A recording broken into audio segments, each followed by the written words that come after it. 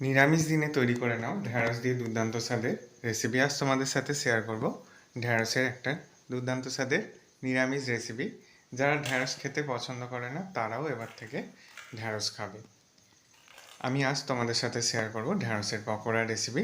তার জন্য ঢ্যাঁড়সগুলোকে এইভাবে দেখো চিড়ে কেটে নিয়েছি। এরপর 2 চামচ বেসন, 1 চামচ চালের গুঁড়ি, স্বাদ মতো লবণ, অল্প একটু হিং দিয়ে দিয়েছি, দিয়ে দিলাম গরম মশলা, এরপর দিয়ে দেব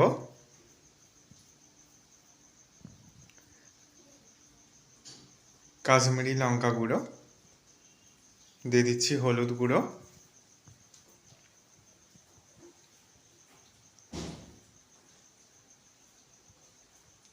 আরও কিছুটা লবণ অ্যাড করে দিলাম। এরপর ঢ্যাঁড়সের সাথে ভালো করে সমস্ত উপকরণকে মেখে নিচ্ছি। এখানে কোনো জল দেওয়ার প্রয়োজন নেই।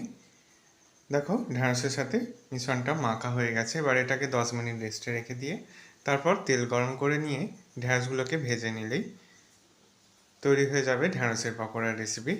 গ্যাসের ফ্লেম লোতে রেখে আমি এই ঢ্যাঁড়সের পকোড়াগুলোকে ভেজে নিচ্ছি।